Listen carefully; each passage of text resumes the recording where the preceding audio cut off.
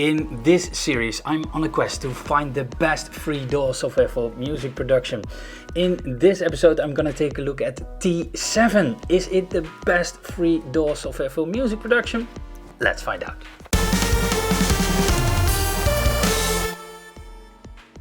T7 is free, but of course they like you to upgrade to their paid version of the DAW called Waveform for $70.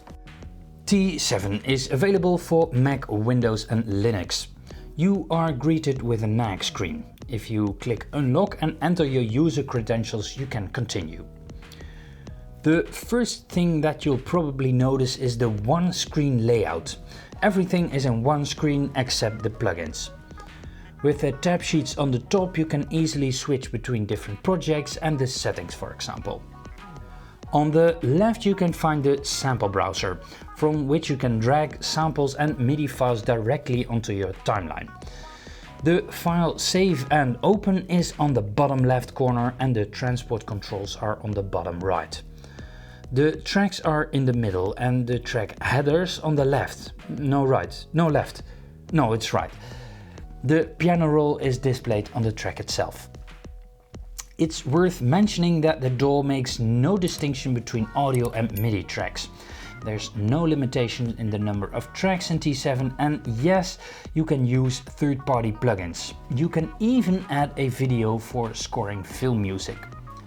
My MIDI controller works in T7, although it was a bit counterintuitive to configure, but okay, luckily you only have to do it once.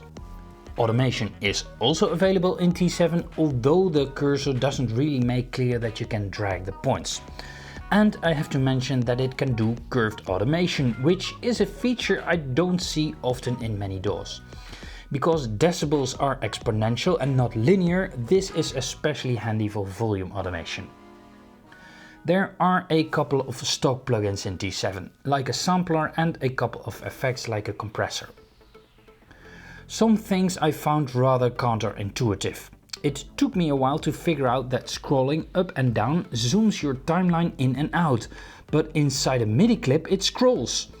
And scrolling on the track header does an actual scroll of the timeline. Also, adding plugins you do via right-clicking on the track header. And the menu that appears for that sometimes appears somewhere else on the screen. And the lack of contrast doesn't help. When you find the menu, they make no difference in effect and instrument plugins in the list. So if you have a big amount of plugins, good luck. The software sometimes doesn't respond to mouse clicks, and sometimes a right click on a plugin opens a menu and sometimes the plugin. And I also had it crash on me once by adding a plugin. I also have to mention sidechaining in T7 because it's super easy. Something that professional DAWs could take a lesson from. All in all, it's functional, it's complete and it's free, but it doesn't suit my idea of a DAW very well and it has some user interface issues.